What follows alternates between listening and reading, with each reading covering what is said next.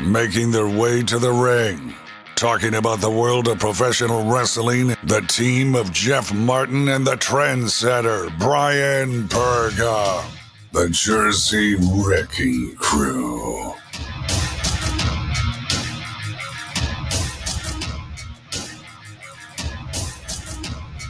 Seems like it's been forever, Jeff. Oh, man, have we got a show for you. We're the Jersey Wrecking Crew. I am Jeff Martin alongside my tag team partner, the Trendsetter, Bryan Burga, Mr. Chicago. We'll talk about that in a little bit. But just when you thought you could take a little break and it might be a slow news week in pro wrestling, you got another thing coming because... Slow news week in pro wrestling? Slow news week? Yeah, right. So much to talk about. CM Punk is back in the news. Daniel Bryan, Bryan Danielson. We'll talk about AEW Fyter Fest Night 2. Talk about Fight for the Fallen upcoming next week for AEW. And that just continues to be the talk every time we open up this show. You get it started with the fans coming back to WWE, live audiences. SmackDown hit a home run. Money in the Bank was really good. You saw John Cena come back. You're going to get a little tease there with John Cena and Roman Reigns, Edge and Seth Rollins, Goldberg, so much to discuss. But we go straight to AEW one more time and the formula, because I see it on Twitter all the time about how can WWE make some changes? How can they, fix this? Triple H even saying that they're going to look into what the fans want. And it's so simple that it's not complicated, but you overcomplicate it. You do group studies, you do focus groups, but it's a simple formula that Eric Bischoff has perfected to a T and almost put WWE out of business with it. And it's SARSA. It's basically the anticipation. What's going to happen next? And AEW right now is blowing WWE out of the water. And now we find out that Daniel Bryan has signed with AEW. So Trendsetter, let me tell you how Vince would say it. He is now the property of AEW. Wow. A lot of people said he'd be loyal to Vince, that they would match whatever, they throw a ton of cash. But at the end of the day, Daniel Bryan signs with AEW, and one of the reasons I think he does is New Japan, because he wants to wrestle for other companies. AEW can do it. WWE can't. They can throw cash at him, but at the end of the day, if this is his final run, it's going to be with AEW. We've seen it now in the NBA. We see it now, free agency everywhere. And now it's finally come to fruition in professional wrestling. Free agency is crazy. And you want to talk about how crazy it is? Something I thought I would never see. Daniel Bryan now is with AEW. Well, I think it's clear to say that I would never see Daniel Bryan, or we should say Bryan Danielson, now wrestle for any other company but WWE. We knew the backstory in terms of him when he arrived into WWE, through all the trials and tribulations, finally being given the opportunity, became world champion, had his, several issues with his neck, retired. WWE gave him a position, a job for life, you would think, and then him still believing in WWE, giving him the opportunity and to wrestle again, because the biggest debate was always, should he just leave WWE, because he could still theoretically wrestle, but not under the standards of what WWE is holding in terms of health. And now this happens. So I wouldn't say I'm surprised, and I wouldn't say I'm shocked, but I thought it would take longer for something like this to happen, because when you really think about it, Bryan Danielson was always talking about the fact that he wanted to, he wanted to kind of start wrapping it up, and he wasn't really considering himself as a full-time wrestler anymore, and was thinking, if anything, he was going to do a part-time because he wanted to spend time with his family and watch his children grow up. All understandable, right? But for him to sign now with AEW, right after the fact that he had been in hiatus and was kind of up and down of whether he was going to come back to WWE, this answers your question too. So great for Bryan Danielson, great move by AEW. And now, again, it just opens the doors in terms of, we spoke before, I would say maybe about a month ago. I would talk about, if we're comparing rosters, as much as there was potential in AEW, there weren't that many established stars because they're still working on it. Now you're getting some established stars, and a guy like Bryan Danielson, in terms of his credibility, his connection to the audience, and what we talked about, building the brand of AEW. You want AEW to be known as a factor that, hey, listen, not a lot of people know us as a brand, but they also know the fact that they know who Chris Jericho is. They know who Bryan Danielson is now from his time in WWE. So you're starting to bring more people to watch your product, which is ultimately what you want to do. So now it's a question of where you position him, which we'll talk down the road too. But man, what a great signing and a great get from somebody like AEW, from Tony Khan, and it leaves open those options, like you said too. As much as he's working with AEW and is signed with AEW, we've known now that there's partnerships with New Japan Pro Wrestling. I'm sure that would be a great return for him if he wanted to go back to it. Impact. So just more ways now of watching Bryan Danielson, and at the same time, you would like to think limited restrictions in the ring in terms of tour dates and things like that, which I'm sure was a major factor in him signing. You can throw a lot of money around, but when it comes to peace of mind and understanding, do I have time to let my body heal because of that rigorous road, or what WWE is starting to ramp itself up with now? It's going to be tough.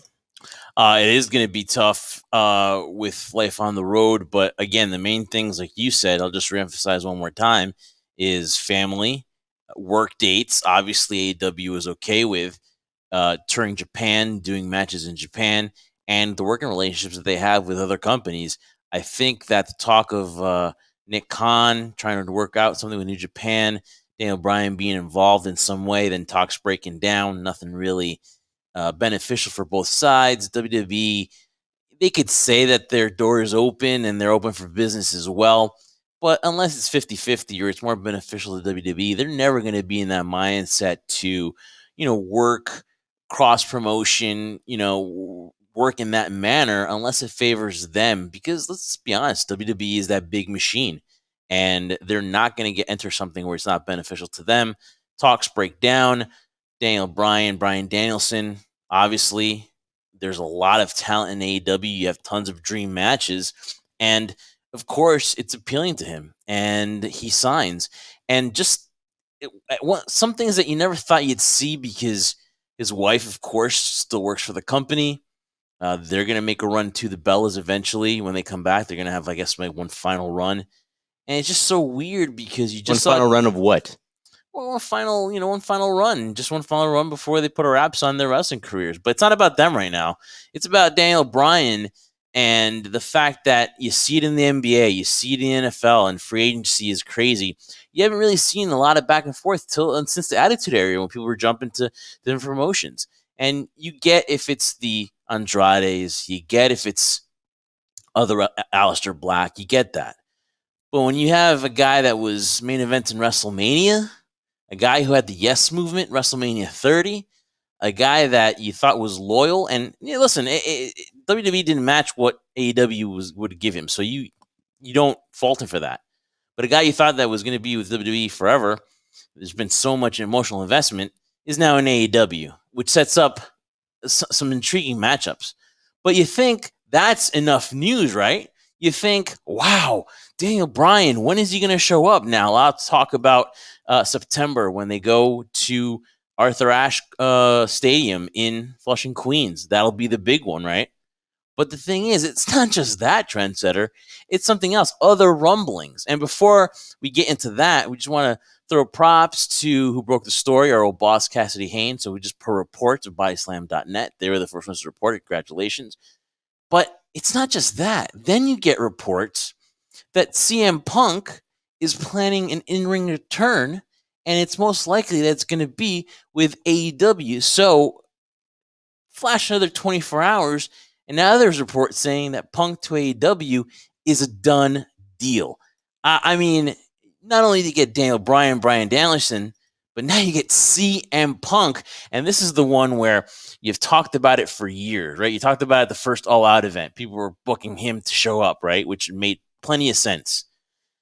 But now it looks like something that we thought it would be like, I'll believe it when I see it, is getting closer to becoming a reality. And it could be as soon as All Out in Chicago. Even Punk was teasing, and he could be trolling, having some fun, but he was teasing the serious song, the Chicago Bulls entrance theme on his Instagram story, which leads more people to believe that it is a done deal.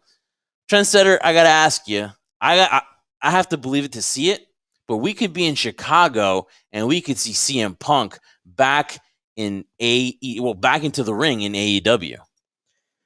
Yeah, I mean, that's probably more surprising to me than Bryan Danielson signing, because with Bryan Danielson, he still has a few more years left in him. It doesn't look like he was slowing down at all. With CM Punk, I just felt ultimately that as much as the rumor mill would go rampant, for All Out and events being in Chicago and his closeness and connection and talking, being at the convention events for StarCast, and you're like, oh, maybe this is a sign that he's going to come back. We definitely know the MMA career didn't live up to what he expected it to be. And of course, in this stage in his life, I'm sure he didn't want to start in the minors. He had his 2 shots in the UFC and they didn't work out. But wrestling was always calling back to him. The fans were calling back for CM Punk to come back. And I thought it was kind of over and done with. It's similar when people were ranting and wanting Stone Cold Steve Austin to come back for one more match. Punk, every single time he was asked the question, just kind of had that feeling, had that look about him that chapter no longer interested him anymore. So this is really more surprising than anything. But then it begs the question, right? And I'm sure I already know the answer to this when I'm asking you the question. How much more value does CM Punk have now at this stage in his life, in his career, being away from the ring for so long? Does he still garner that same momentum? Because although you may say, and I'm sure a lot of people might say, CM Punk, of course he's going to garner that excitement, but you can't take that much time away from the ring and expect to gain that same momentum or have that same momentum you had originally when you first started, because when he had left WWE, he was the hottest free agent, the hottest commodity out there. Everybody wanted to sign him. At that time, there wasn't an AEW, of course, and he wanted nothing to do with it. He was just so burned out. So now, how much more value does he offer to a company like AEW? I honestly think that that if they pull the trigger at All Out in Chicago, he's going to get a huge pop. That arena, they might have to reinforce the structure after that night, because that arena is going to explode. It makes sense to do it in Chicago, but the longevity of a CM Punk and whether it's going to bring more faces to tune into AEW Dynamite, that to me is the question, and a question that you just posed to me. And I would have to say, without, sounding diplomatic with this, I'm going to say yes, because there's a lot of people. It's like a cult following. It's like listen, Jeff, real quick, Jeff. There's no doubt people are not going to recognize him and want him to be there. Yeah, that goes without saying. Yeah.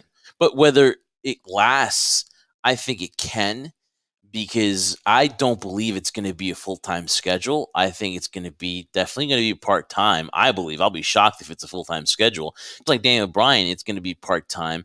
And the question is that all these doors now open for these matches, these big-time matches, a Punk versus Omega, a Punk versus maybe Hangman, a Daniel Bryan versus Kenny Omega, even Daniel Bryan and a Chris Jericho or Sammy Guevara, or all these different opportunities are open now.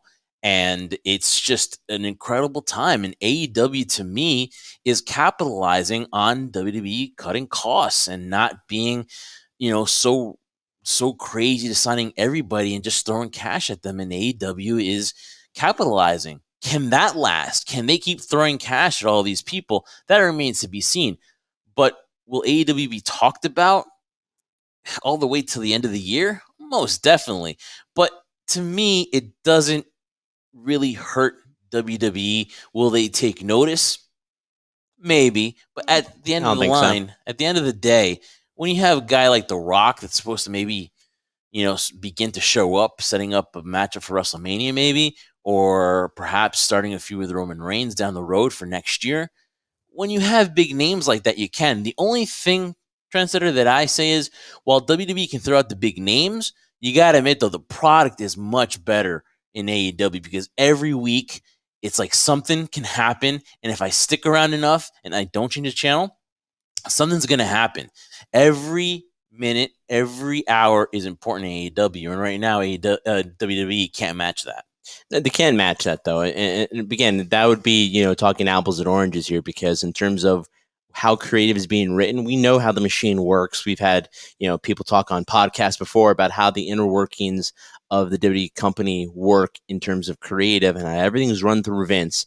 But then you have individuals who are writing in WWE who really know absolutely nothing about pro wrestling, dirty word for Vince, right?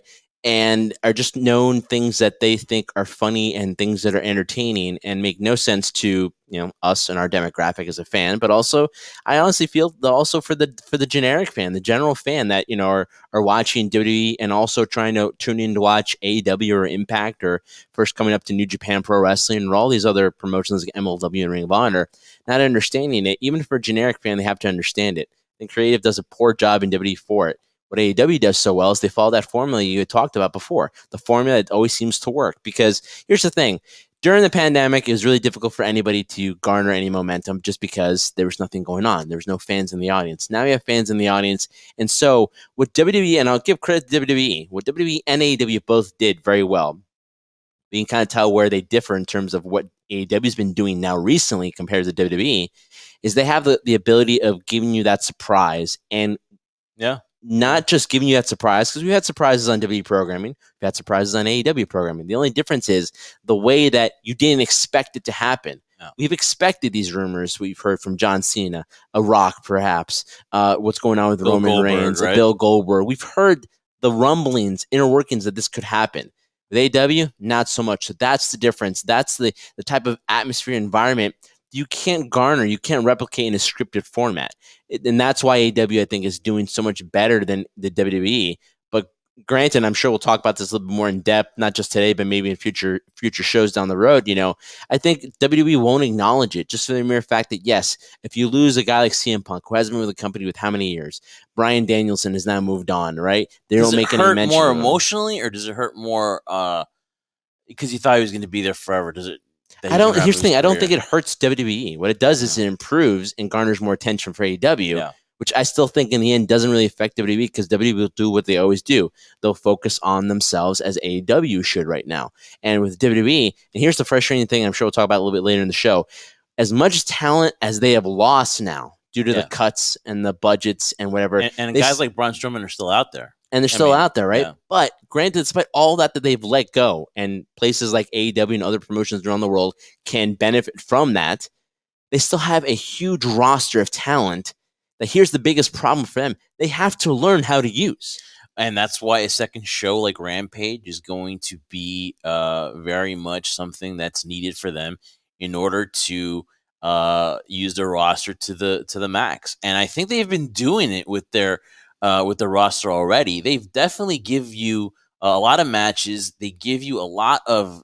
They don't give you a lot of rematches, which is great because that's all. So sometimes they do. There's really rarely any rematches. It's all fresh every week. It's something different. I mean, like I said, like you get Moxley against Carl Anderson. Then I guess he took on Lance Archer before, but that was a while. You don't get it back to. You don't do it 6 weeks in a row like WWE does, and that gets stale because they basically have no one else on the roster that they've brought up or have made into a star that's worth putting in there. So you keep seeing these stale matches. Humberto Carrillo, I love him. I think he deserves to be a major player, but 6 weeks in a row against Sheamus is just boring. It really is. And then how many times are you going to divide all your wrestlers into 6-man tags and all this stuff? And yeah, I mean, I'll give you credit there. AEW with their limited roster, and I wouldn't say it's a deep roster, but now obviously with the new additions, and who knows down the road how many more new additions they're going to get. They're going to have done a great job of mixing it up. I would just say don't use limited because there's a lot of people on that roster. Well, I say limited in terms of we haven't seen enough of them. Yeah. You only have Dynamite and they have AEW Dark, but let's be honest, not every piece of talent has been used on that show because they're trying to hold on to the staples of that show, which are supported by the Bucks, Kenny Omega, Cody, MJF, Jericho, Hangman, the Dark Order. I mean, those are the staples of what your show are. Yeah. So you can't tell me, granted, Jungle Boy has done a really good job of getting himself over, but they're just starting to now establish him as giving him the time of day and the TV time he wants. The Sammy G. I'm not going to say his last name because I'll mess it up, right?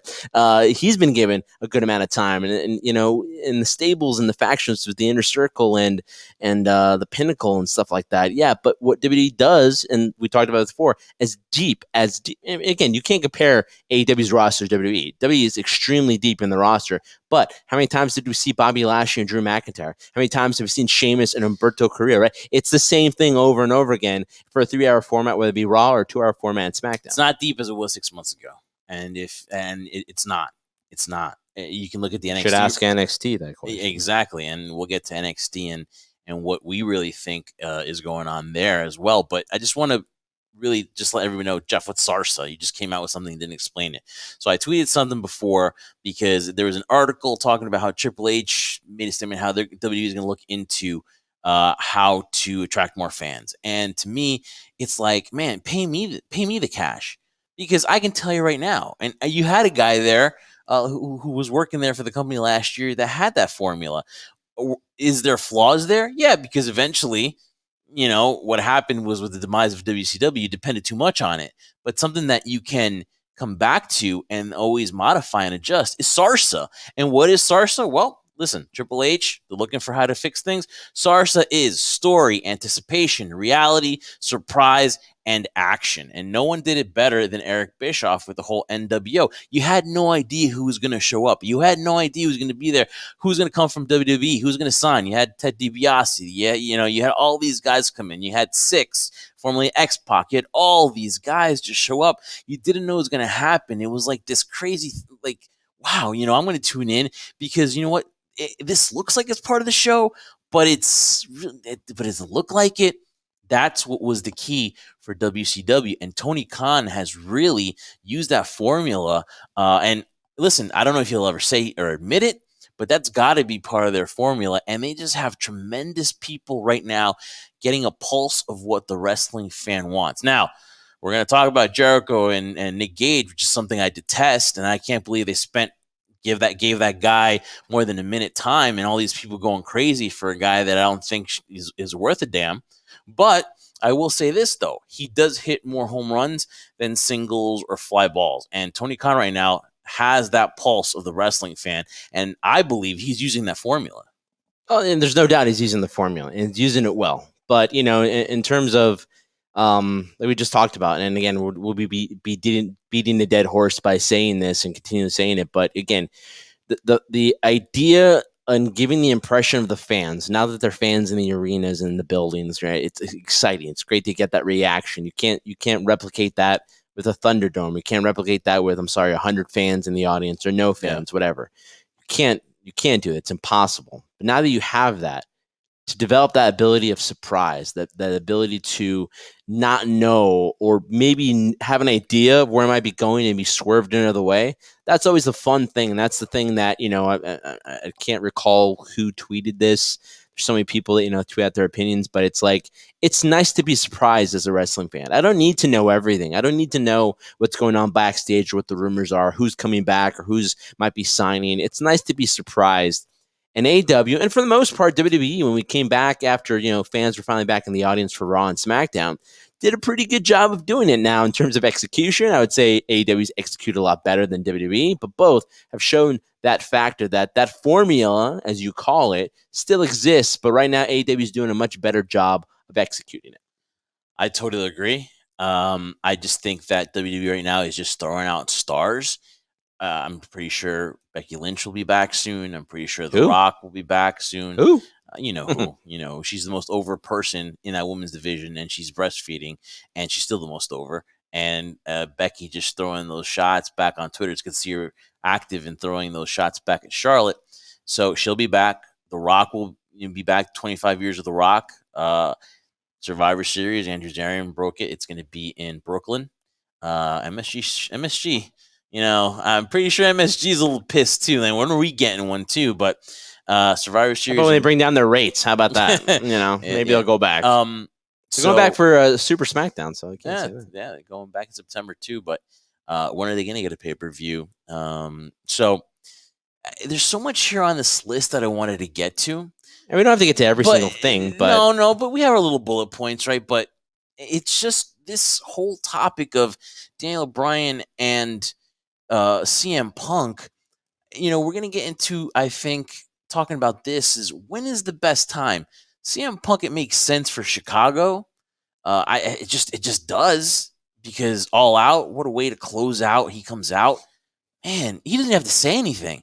Just play, just have him come out, shock it, fade back, and we'll watch Dynamite and see what happens, right? But Daniel Bryan, you see reports that they want to kind of like get to All Out, close that chapter, and then start it at the biggest show probably in the history of AEW, Dynamite, in its early stages at Arthur Ashe in New York City, in the backdrop in Flushing, Queens. Is that the right time to debut Daniel Bryan? I guess from that standpoint and how they're trying to reason it, yes, it makes sense, because you're taking Dynamite into an outdoor arena in New York. It's indoors. They have the roof. So, I know, but you would think, depending on, you want to keep the roof open for COVID reasons. But you're right. No, I get it. But you're putting a venue in New York. Everybody knows New York, even though it's Flushing, is WWE territory. So I think for an historic event like that, what they're planning for it to go for, and the impact they hope, no pun intended there, they hope to have it significant for the fans and for the wrestling business. Yeah, I guess that would make a lot of sense. I just don't know right now if you could do All Out, because it would be overshadowed by CM Punk, because like you said, what perfect time, Chicago, Illinois, CM Punk go hand in hand. So I guess if it's after that, then I don't know what. So Flushing and Arthur Ashe Stadium make the most sense right now for me. Yeah, it's got to be that date, and I think all eyes will be on AEW after that. I think that you can just have a bunch of dream matches there. But while WWE still has the Cenas, still has the Seth Rollins, the Roman Reigns, etc., they're going to be fine. But I think they're not going anywhere. I think it. No. They're not going to panic either. Here's the thing. Don't. Okay, fine. They took two valuable pieces away, and maybe CM Punk. Listen, that relationship was really. He was never coming back there. No, he just got such bad taste in his mouth from Vince and Triple H that was.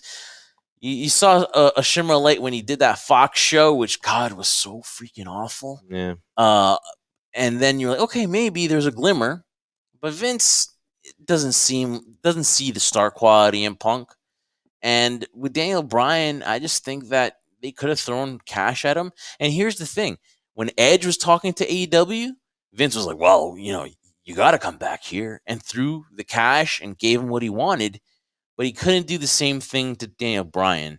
And I think at the end of the day it was because, hey, listen, he couldn't offer them New Japan. He couldn't offer them wrestling other guys around the world. And it's just, to me, going to be really weird. It's going to be really weird to see him on AEW, but it's a sign of the times, man. Things are changing. Times are changing. Real quick, I get your point there, and I understand. You're talking about the New Japan, this and that, maybe the limited schedule. All those are great factors, right? And I give that to you, man. But here's my belief and my reality, I think, of the situation. If you look at the situation of how it ended with Daniel Bryan, now Bryan Danielson, after WrestleMania, had one more shot with Roman Reigns, he gets banned from SmackDown. Now, if they had re-signed him again and given him all that money, what's his next place? Raw, right? Or maybe NXT, who knows? That probably would have been a breath of fresh air to him. But he's kind of done everything he could possibly do in WWE. And if they didn't consider him star quality, because all they're focused on right now is Roman Reigns and the scenario with Bobby Lashley, which, hey, I'm all for, because it's nice to see Bobby Lashley in that light, and the work they put in to solidify him as a major, major dominant force on Raw. There's no place for Daniel Bryan anymore. The character Daniel Bryan. Suck, though? Doesn't that suck? It sucks, but also it just gives a credit to Daniel Bryan, the character, because he's kind of just done it all. There's nothing new for him. Now, if he were to move to NXT, it would make sense, because the Kyle O'Reillys, the Adam Coles, baby, all the plethora of guys that he's worked before in the indie scene. It's like a small indie scene there. I'm sure that would be a great move for him.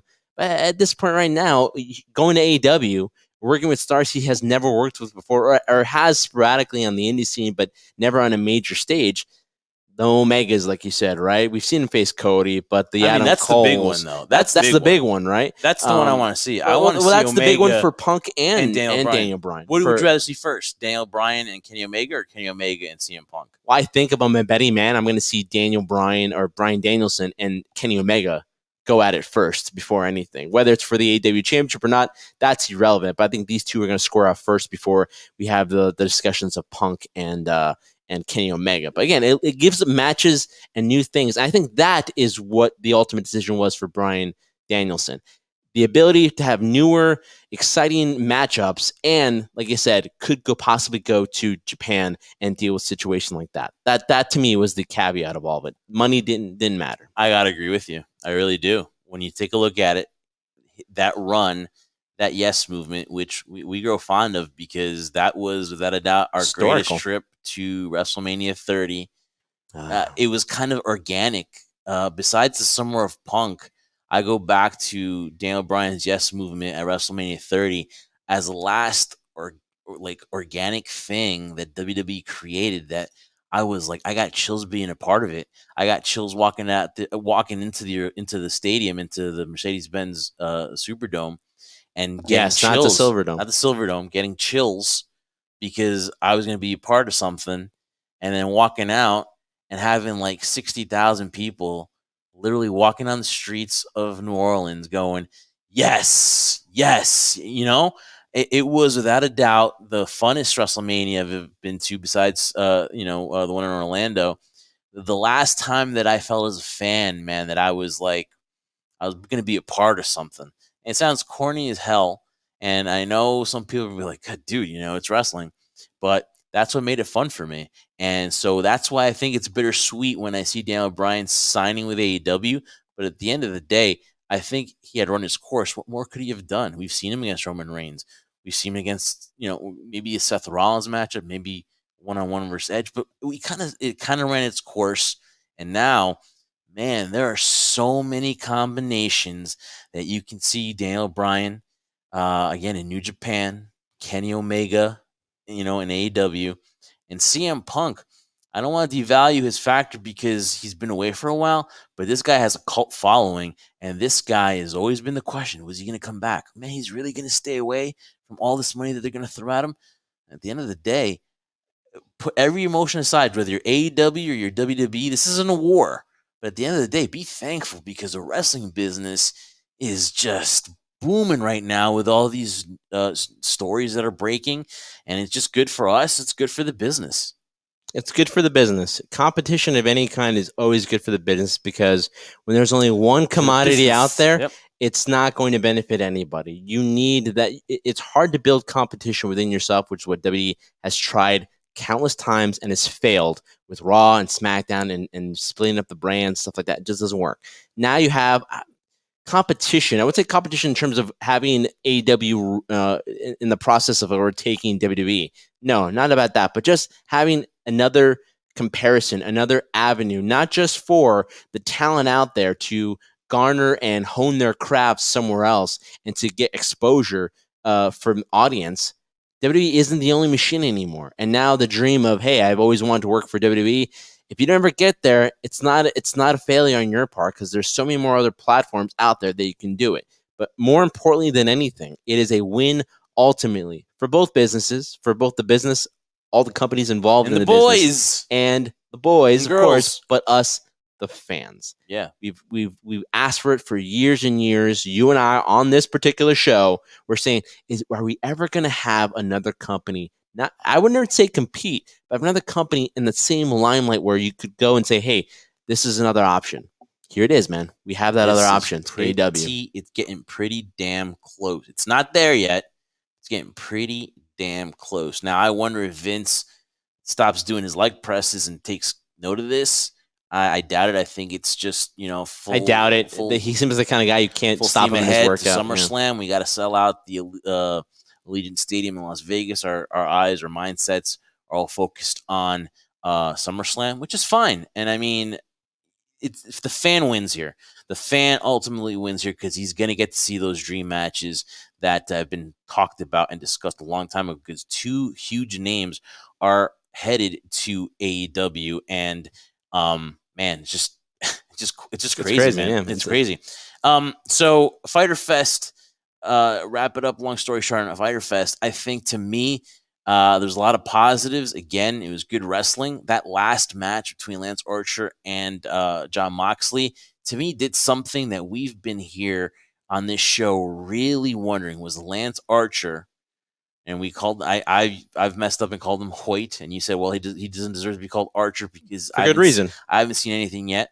Well, this matchup where he became the new IWGP US champion, I think was a career-defining match against Jon Moxley. It was the best match I've ever seen him compete in, and I think that he has finally arrived. I think Lance Archer, the new U.S. champion, has finally arrived, and that was his signature match in AEW and probably a signature match of his career.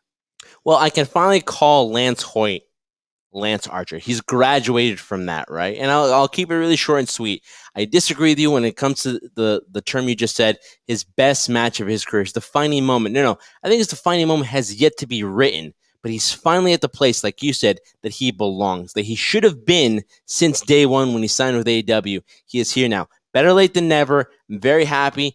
Great match between Jon Moxley and Lance Archer. And finally, Lance Archer has that credibility. He always had it, but it was never shown on TV. In AEW, if I had any fault on AEW, they were not using him to his full potential. Now, hopefully, we get a small glimpse from that match that we saw, that death match or whatever you want to call it. Texas death match. We finally have the sneak peek at the potential of what we saw in New Japan.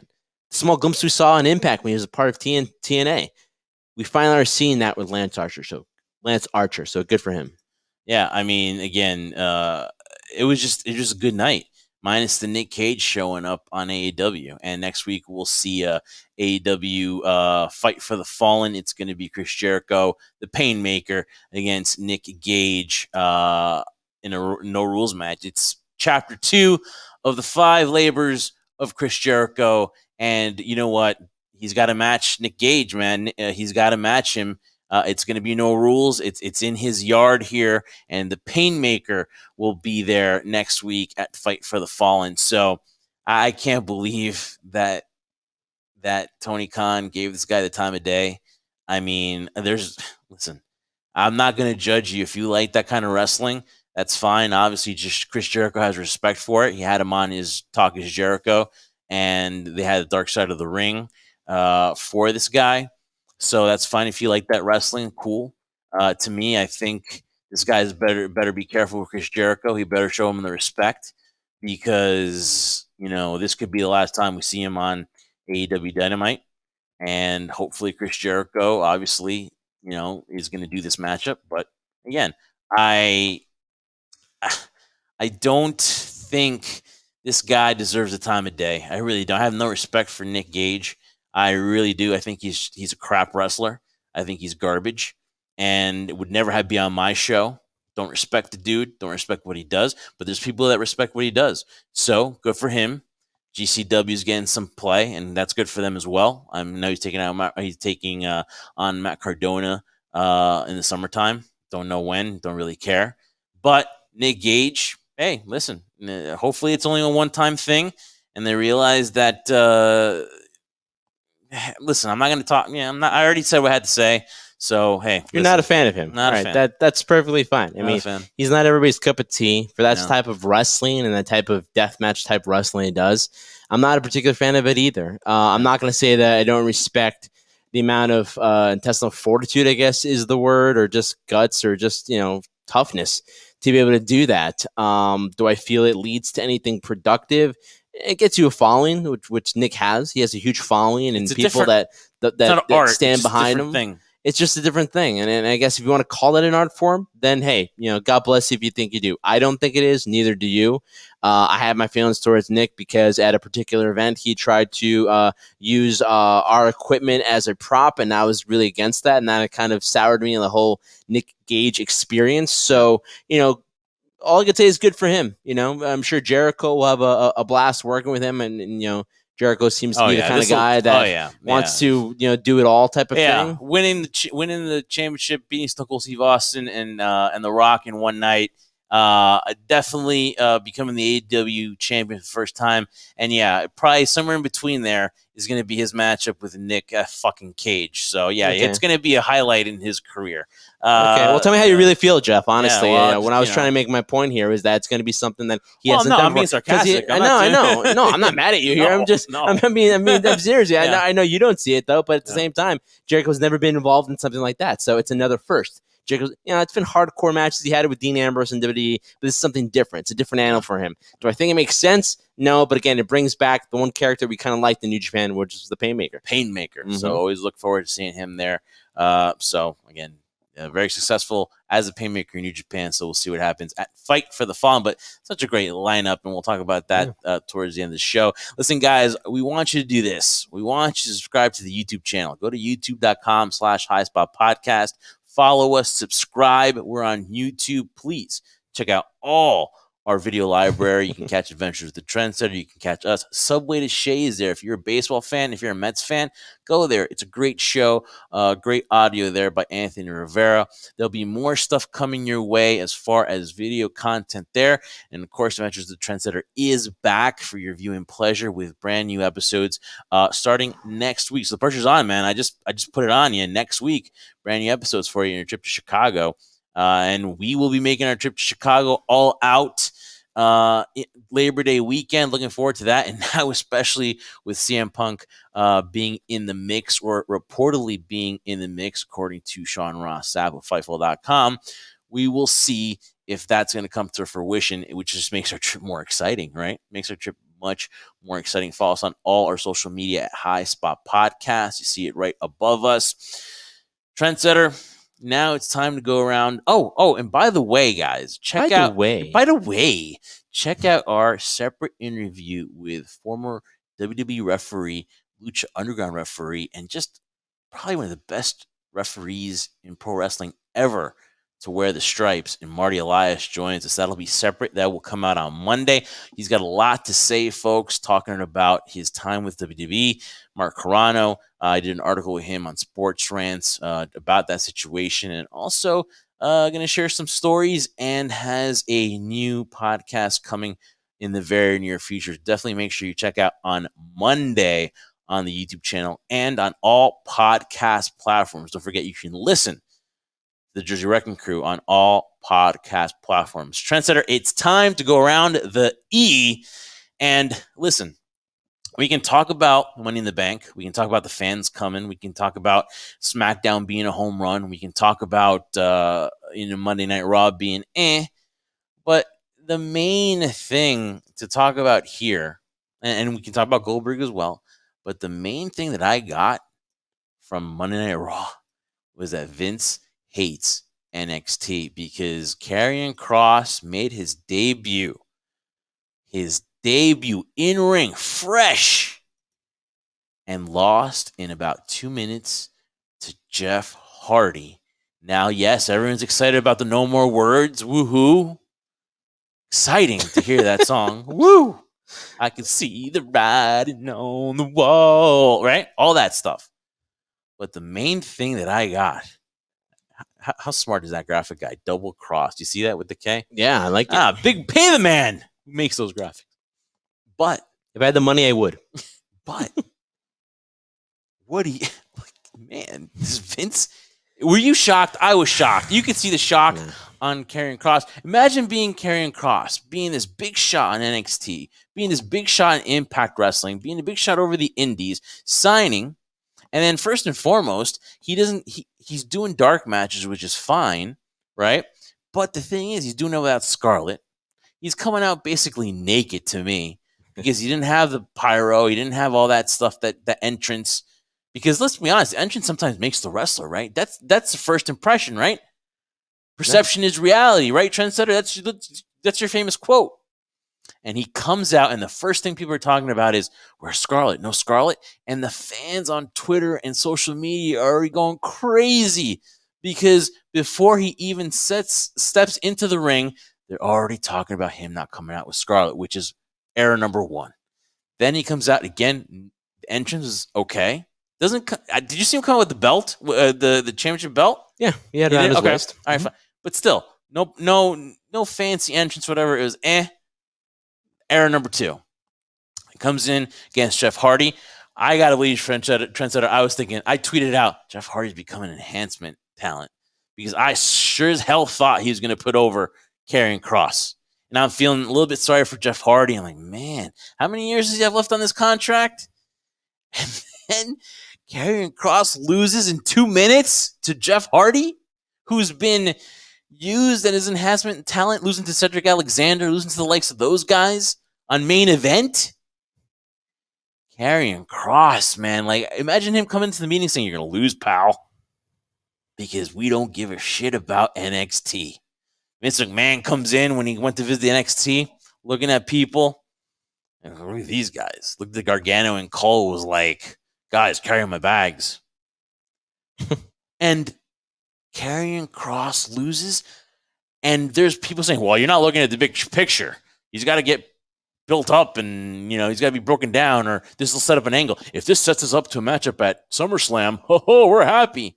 You couldn't be more wrong, because that is inexcusable.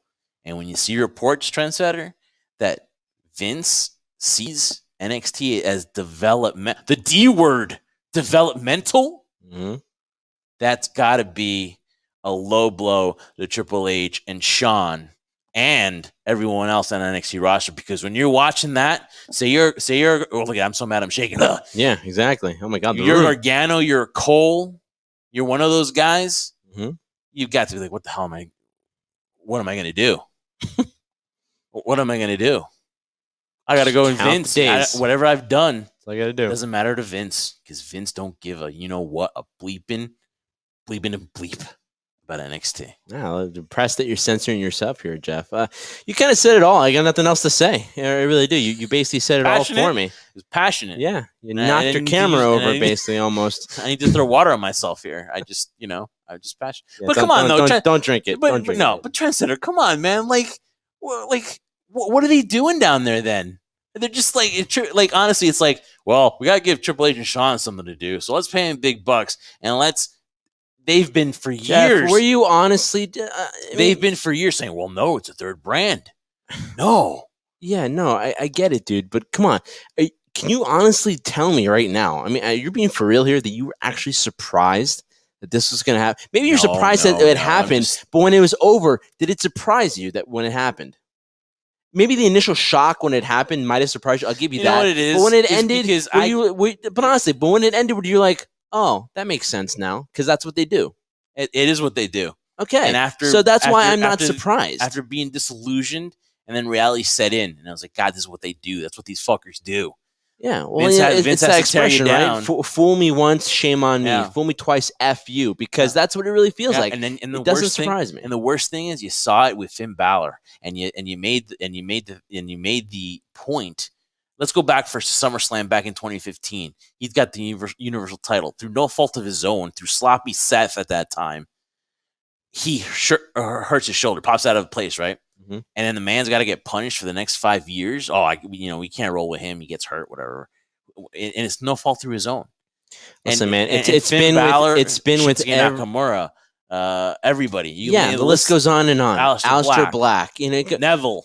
As soon as Vince has a particular, and I don't know the man, and I'll be honest with you, I don't really want to get to know the man, Vince McMahon, because I just don't understand his logic or his mindset. I'm sure it'd be great to meet him and be like, wow, this is Vince McMahon. But there's no point in me that would ever understand Vince's logic or mindset on anything. And that's just being honest here, because once he thinks a particular way of you, it's like, that's it. He'll always think of you that way. You know how they say first impressions are always the most important one, right? You only one chance to make a first impression. So whenever that happens, you're labeled as that. And it's really, really difficult to get out of it. And I'm not surprised or shocked by it.